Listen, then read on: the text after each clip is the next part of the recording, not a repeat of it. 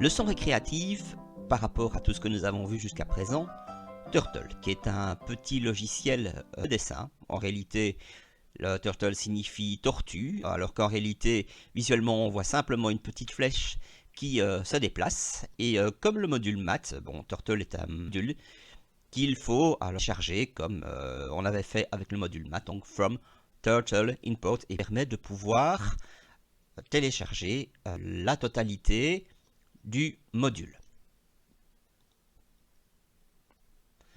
Alors voilà, le plus simple c'est de regarder un petit peu toutes les fonctions qu'on a à notre disposition et vous verrez que l'aspect est assez simple en soi. Vous voulez avancer d'une distance donnée, vous indiquez la fonction forward. Vous verrez tout de suite au niveau de l'exemple comment ça fonctionne. Vous voulez reculer, c'est backward. Puis ensuite vous voulez tourner, soit à droite, soit à gauche. Vous devez indiquer l'angle qui vous intéresse, eh bien right ou left, droite ou gauche. Vous voulez dessiner un cercle, eh bien vous pouvez dessiner également un arc de cercle, donc à partir d'un rayon et d'un angle donné.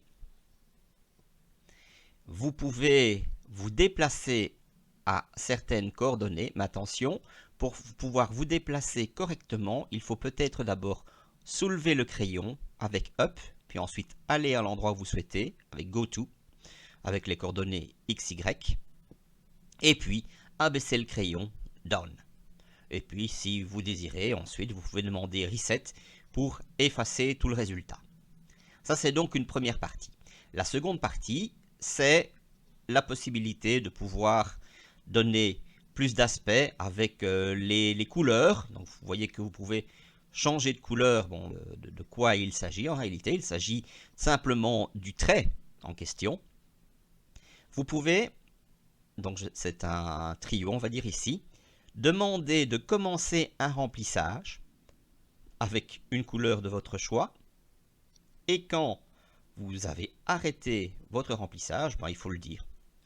Vous verrez ça tout de suite en pratique, ce sera certainement beaucoup plus clair. Vous pouvez demander de changer l'épaisseur du trait. Demander un trait qui soit généralement plus épais parce que le premier trait est assez fin, il est suffisamment fin. Vous pouvez demander d'écrire du texte quelque part. Vous pouvez donner un titre à votre fenêtre. On le verra aussi. Et puis, vous pouvez changer la vitesse de votre tortue qui se déplace.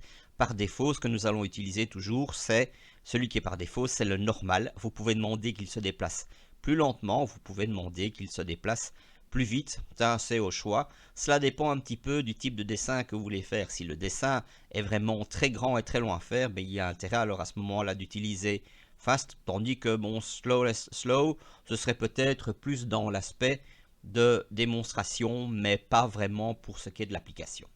Voilà. Donc ici, je vais faire le dessin d'une enveloppe. C'est un dessin qui est très connu puisque c'est un dessin que l'on présente souvent comme étant un des premiers que l'on peut écrire sans, enfin plutôt que l'on peut dessiner sans avoir besoin de lever le crayon. Et on va regarder un petit peu ce que j'ai utilisé. Alors pour commencer, il faut que j'utilise Turtle comme module. Il faut que j'utilise aussi Math. Voilà, j'ai mis title ici, ou title comme vous préférez. Enveloppe qui va alors à ce moment-là se placer dans la fenêtre en tant que titre.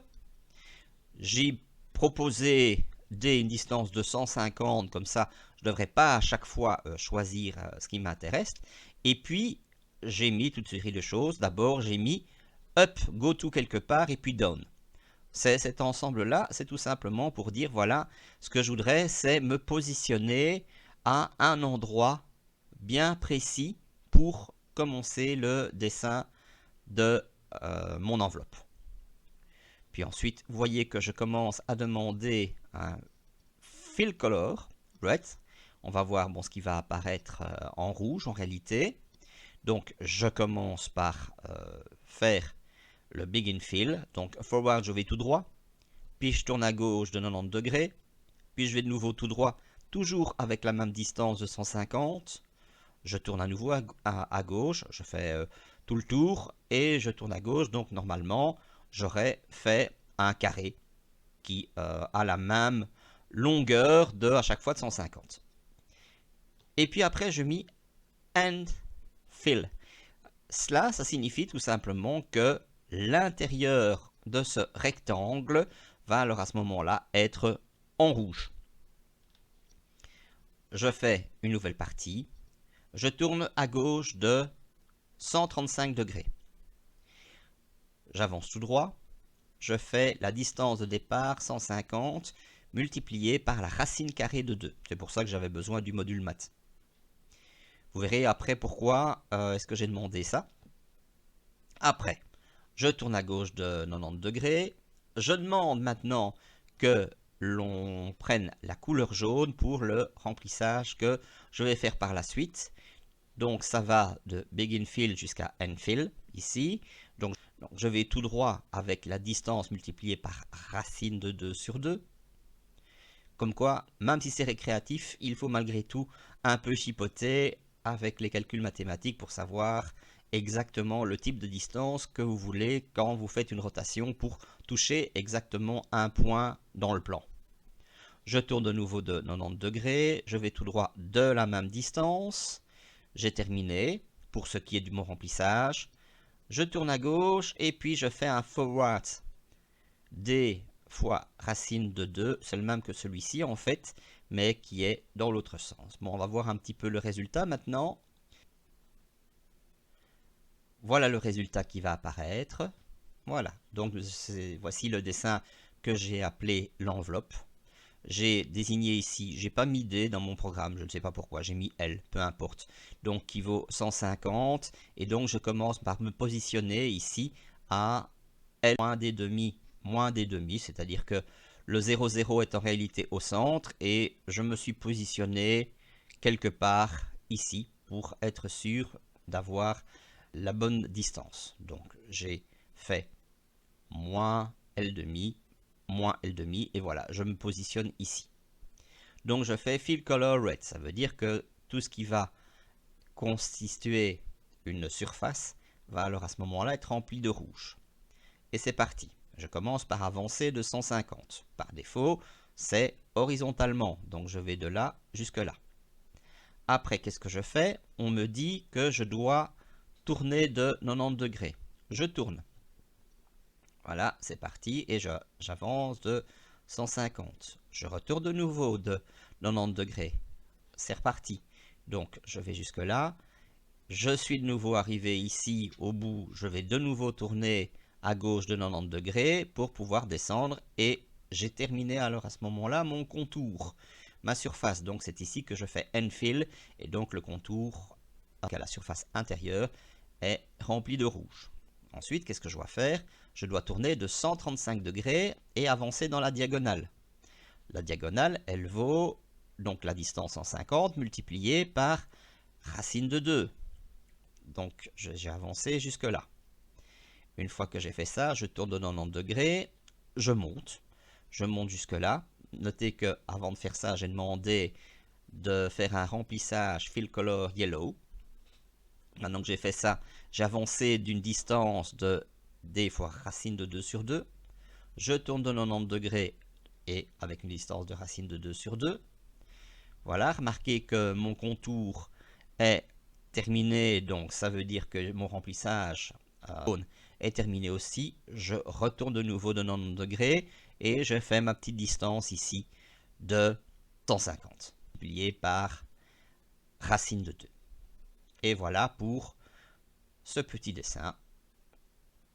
Voilà donc le dessin de mon enveloppe quand tout est terminé. Un autre exemple, c'est le dessin d'un polygone. Là, vous avez la possibilité de pouvoir donner le nombre de côtés et la longueur des côtés.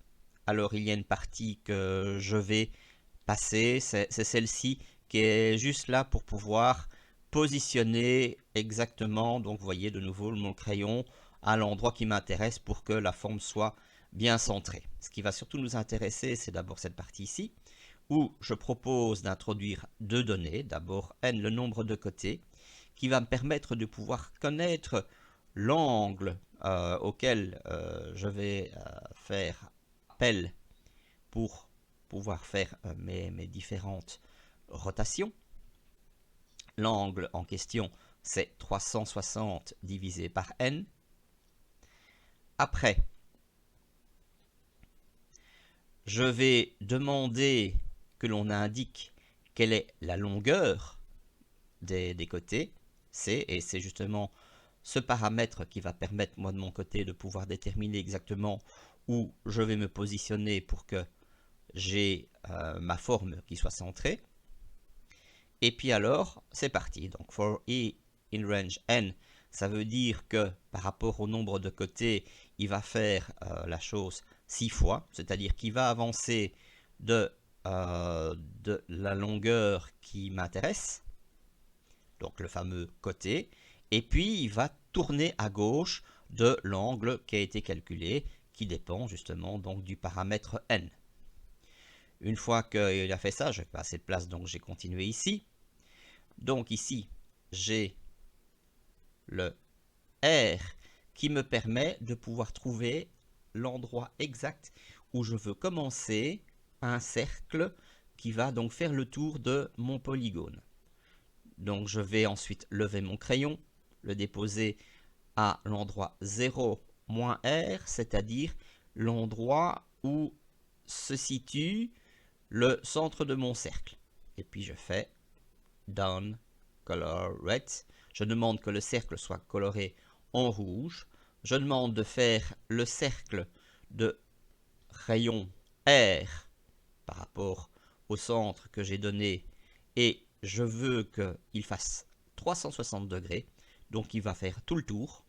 Et quand je lance le programme, après, il va me demander quel est le nombre de côtés. J'ai proposé 6. Et puis ensuite de donner la longueur des côtés, 150. Le résultat, on va le voir en image. Voilà. C'est parti. Je donne le nombre de côtés. Eh bien, j'introduis 6. La longueur des côtés, 150. Je valide. Et parfois, le problème, c'est que vous avez la fenêtre qui ne s'affiche pas devant le shell, mais il s'affiche derrière. Donc, j'ai cliqué dessus pour que l'on puisse faire apparaître l'objet en question, donc le dessin grâce à ma petite turtle qui s'est déplacée. Et quelque chose que je ne vous avais pas montré avec l'enveloppe, mais que je peux vous montrer ici, c'est que vous voyez qu'il y a un title que j'avais placé. Le title, il est bien ici, au niveau de la fenêtre. Donc voilà le résultat final de ce que j'ai voulu obtenir. Et vous pouvez bien sûr faire des dessins beaucoup plus avancés que celui-là. Malheureusement, même si c'est récréatif, avec les calculs des angles, eh bien, il est parfois nécessaire d'avoir certaines connaissances trigonométrie. Ce qui termine cette leçon.